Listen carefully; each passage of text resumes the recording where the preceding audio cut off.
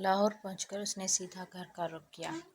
मुमताज़ बेगम को उसके आने की इत्तला मिल चुकी थी। वो सुबह से पिछले पहर तक कमरे में ही था। उसने अपने मोबाइल ऑफ कर रखा था। मुमताज़ बेगम खुद ऊपर जा नहीं सकती थी। बाज़ला के अलावा वो किसी दूसरे को भेजना नहीं चाहती थी। बाज़ला मेडिकल कॉलेज से वापस लौटी। बाज़ला के आने के बाद मुमताज़ बेगम ने उसे सारी सूरत हाल से आगाह किया। बाज़ला खाना लेकर उसके कमरे में पहुंची। मुज़म्मिल सोफ़े पर लेटा था। कमरे का दरवाज़ा खुला था। बाज़ला दस्तक के बगैर ही अंदर चली गई। बाज़ला ने सोफ़े के साइड टेबल पर निगाह डाली, जहाँ पर ड्राई फ्रूट की ट्रे ज्यों की त्यों थी। उसके ऊपर से शीशे का ढकना भी नहीं हिलाया गया था। बाज़ला को अच्छी तरह से याद था, उसने ट्रे में ड्राई फ्रूट डालकर कल रात को जिस पोजीशन में रखी थी वो वैसी ही पड़ी थी। बाज़ला ने कुछ बोले बगैर खाना मुज़म्मिल के सामने शीशे की मेज़ पे रखा। फिर जाकर फ्रिज खोला। फ्रूट चाट भी वैसी की वैसी पड़ी हुई थी। वो मुज़म्मिल के सामने आके गर्दन झुकाकर खड़ी हो गई। मुज़म्मिल के ख्यालों की वादी से वापस लौटा तो उसने बाज़ला को अपने सामने परेशान खड़ा पाया। वो सोफ़े से जल्दी से उठा और बाज़ला के सामने खड़ा हो गया। बाज़ला, क्या हुआ? उसने फिक्रमंदी से पूछा। बाज़ला ने कोई जवाब नहीं दिया, खामोश रही। बाज़ला, क्या बात है, बताओ तो सही, वो परेशानी से चिल्लाया। मुझे बहुत भूख लगी है, बाज़ला मासूमियत से बोली। मुज़म्मिल के चेहरे पर मुस्कुराहट बिखर गई थी बाज़ला की बात सुनकर। खाना तो वो खा चुकी थी, फिर भी उसने मुज़म्मिल को खाना खिलाने की खातिर उसका पूरा साथ दिया। मुज़म्मिल ने थोड़ा सा सलाद खाने के बाद कहा, फ्रूट चाट नहीं लेकर आई? अम्मी बना रही थी, अभी लेकर आती हूँ। बाज़ला जल्दी से उठी, फ्रिज से सुबह वाली चाट निकाली और नीचे ले थी। दोनों की बड़ी ख्वाहिश है कि आप उनके साथ केक काटें, फर्स्ट वेडिंग एनिवर्सरी थी। दोनों की बड़ी ख्वाहिश थी कि आप उनके साथ केक काटें। बाज़ला की बात पर मुज़म्मिल ने कोई जवाब नहीं दिया। बाज़ला फिर बोल पड़ी, सारा इंतज़ाम नीचे लाउंज में किया है। और कुछ? मुज़म्मिल ने संजीदगी से पूछा। बाज़ला थोड़ी सहम सी गई। ये तो उन दोनों की ख्वाहिश थी। मुज़म्मिल ने थोड़ा सा और मूड बनाया। बाज़ला थोड़ा सा डर गई और नज़रें झुका ली। मुज़म्मिल फ़ौरन बोली, डॉक्टर साहब, डर गई? बाज़ला ने मुज़म्मिल की आवाज़ पर उसके चेहरे को देखा, जहाँ मुस्कुराहट थी। आपने तो मुझे डरा ही दिया था, बाज़ला ने जल्दी से अपनी सांसें बहाल करते हुए कहा। तुम मुझे बहाने से खाना खिला सकती हो तो मैं डरा भी नहीं सकता। केक कब काटना है? जब आप कहें, बाज़ला ने कदरे एतमाद से जवाब दिया। मेरा ख्याल है मगरिब के बाद ठीक रहेगा भाई, थैंक्स, बाज़ला ने ये कहा और बर्तन उठाकर कमरे की तरफ रवाना हो गई। मुज़म्मिल मगरिब की नमाज़ पढ़कर लौटा तो सब उसका इंतज़ार कर रहे थे। मुज़म्मिल ने बासित और बिनिश के साथ केक काटा, थोड़ा सा केक खाया भी। मुमताज़ बेगम को उसे देखकर तसल्ली हो गई थी। मुज़म्मिल ऊपर जाने लगा तो बाज़ला ने आवाज़ लगाई, भाई। मुज़म्मिल रुक गया।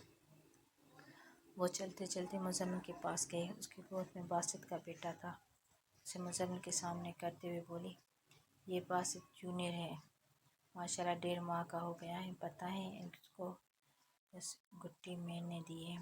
सबकी नज़रें मुज़म्मिल और बाज़ला पर मरकूज़ थी, जो दोनों आमने सामने खड़े थे। उनके दरमियान में बाज़ला के हाथों में बासित जूनियर था।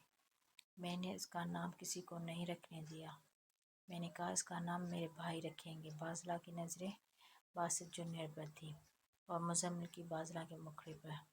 मुज़म्मिल ने अपनी दादी की तरफ देखा। रख तो तुम्हारा भतीजा है, मुमताज़ बेगम ने भतीजे पर जोर देकर कहा। मोहम्मद बिन बासित, आज से इसका नाम मोहम्मद बिन बासित है। मुज़म्मिल ने ये कहा उस ऊपर जाने वाली सीढ़ियों की तरफ चल दिया। मुज़म्मिल बेटा, मुमताज़ बेगम ने मीठी आवाज़ में कहा था। भतीजे का मुंह दिखाई तो दो, मुंह दिखाई। मुज़म्मिल ने हैरत से दादी की तरफ देखा। हाँ बेटा, जब घर में कोई नन्हा मेहमान आता है तो उसे मुंह दिखाई देते हैं। मुज़म्मिल ने अपने बटुए से 5,000 का एक नोट निकाला, उसे मोहम्मद बिन बासित के नन्हे हाथ के पास कंबल पर रख दिया और खुद जल्दी से सीढ़ियाँ चढ़ गया। या अल्लाह, तेरा शुक्र है, मेरा बच्चा बिल्कुल ठीक है, मुमताज़ बेगम ने मुज़म्मिल के जाने के बाद कहा था। अल्लाह का शुक्र है, अब माँ भी बिल्कुल ठीक है, मोमना ने जवाब दिया। बाज़ला ने मोमना को कॉल की थी। सो रही है क्या? बाज़ला ने नरम शगुफ्ता लहजे में साथ पूछा। नींद कहाँ है उसकी आंखों में, घर जाने की जिद कर रही है, मोमना ने उनसियत से जवाब दिया। डॉक्टरों ने डिस्चार्ज कर देना चाहिए, ऑपरेशन को 24 घंटे से ज़्यादा का वक्त हो गया है। मैंने तो تھا، میں نے بھی اس سے یہی کہا تھا آپ 8 بجے تک رک جائیں، 8 بجے ڈاکٹر کا راؤنڈ ہے، وہ آپ کو ڈسچارج کر دیں گے۔ پھر کیا بولی ماما بھی، پھر یہی مجھے ڈانٹ دیا، میری خاموش ہو گئی۔ تھوڑی دیر بعد حکیم چچا اشال آپی گھر سے کھانا لے کر آ گئے۔ میں نے حکیم چچا کے ساتھ روم سے باہر آ گئی۔ اشال آپی نے سمجھایا تو ریلیکس ہو رہی ہے۔ اشال آپی کھڑی کھڑی سنا جو دیتی ہیں، اس کی بات مام آپی کو فوراً سمجھ آ جاتی ہے۔ مام آپی نے کچھ کھایا؟ بازلا نے فکر مندی سے پوچھا۔ کہاں یار، کل سے تھوڑا سا جوس پیا ہے، ایک دن میں ہی آپی کا منہ نکل آیا ہے، آنکھوں کے نیچے ہلکے ہلکے محسوس ہو رہے ہیں۔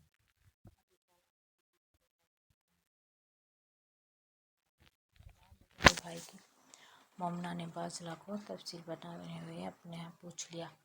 وہ آپی سے بھی آگے ہیں، عصر کے بعد تھوڑا سا سلاد فروٹ چاٹ کھلائیے۔ حکیم چچا تمہارے پاس ہے؟ وہ کسی کام سے گئے ہیں، کہہ رہی تھی تھوڑی دیر میں آ جاؤں گا۔ مام آپی کے پاس کون ہے اس وقت؟ تم بھی کمال کرتی ہو بازلا، کتاب کو سوال بھولتی نہیں اور باتیں بھول جاتی ہو۔ بتایا تو تھا اشال آپی ہے۔ اچھا غصہ کیوں کر رہی ہو؟ بازلا نے ہنستے ہوئے کہا۔ مجھے تم پر پہلے ہی بڑی غصے ہیں، مام آپی کہتی ہیں بازلا کو دیکھو کتنا پڑھتی ہیں۔ بنش بازی کی سنو تو بازلا نے سارا گھر سنبھالا ہے۔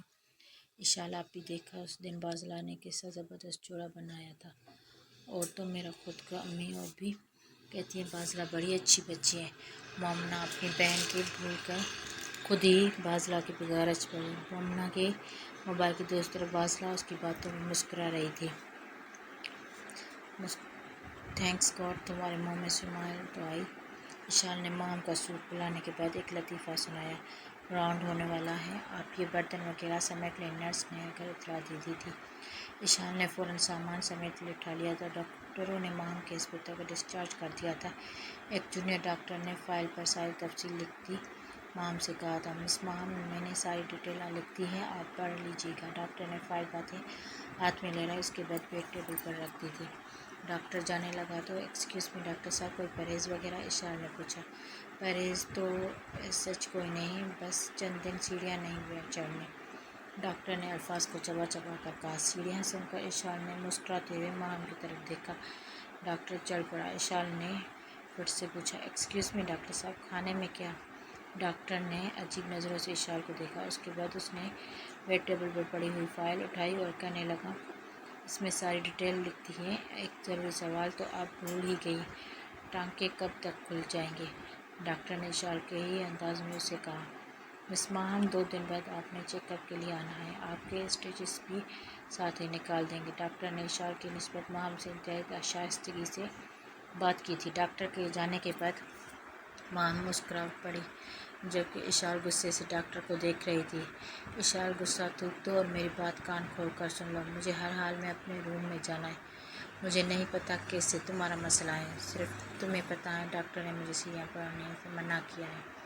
واہ جی واہ، یہ جو تمہاری سسٹر ہے وہ پاگل نہیں بلکہ ڈاکٹر بن رہی ہے۔ تمہاری امی بھی اتنی سیدھی نہیں جو اسٹوری بنا دوں گی، اس پر یقین کر لیں گے۔ امپاسبل مام چودھری، امپاسبل، یہ ناممکن ہے۔ بیگ صاحب میں نے سال پہلے ہی کہا تھا، آج بھی کہہ رہا ہوں، آپ نے محبت کے چکر میں اپنا ایک قیمتی وقت ضائع کر دیا۔ جتنا وقت آپ نے محبت کو دیا ہے اتنا بزنس کو دے دیتے، سال میں کہاں سے کہاں پہنچ جاتے۔ اب بھی واپس لوٹ آئے۔ مام چودھری کسی قیمت پر آپ کو نہیں مل سکتی، دماغ خود ہی بیگ صاحب کو سمجھا رہا تھا۔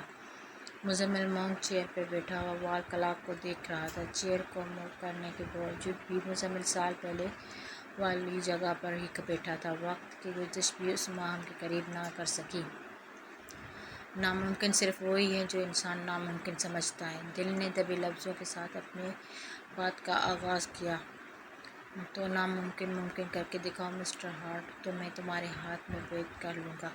نہ دل کچھ کر سکتا ہے نہ دماغ، جب تک انسان خود نہ کچھ کرنا چاہے۔ دل نے اپنا گزارش پیش کی۔ مسٹر ہارٹ لیکچر مت دیں، سولوشن بتائیں۔ دماغ نے دل پر طنز کیا۔ مزمل صاحب دعا کرو دعا۔ دل دعا کے بجائے مزمل سے مخاطب ہوا۔ مومنہ نماز پڑھ لے؟ تو نے مریم نے سختی سے پوچھا۔ پڑھ لی ہے امی جی، مومنہ نے تھکے ہوئے انداز سے بتایا۔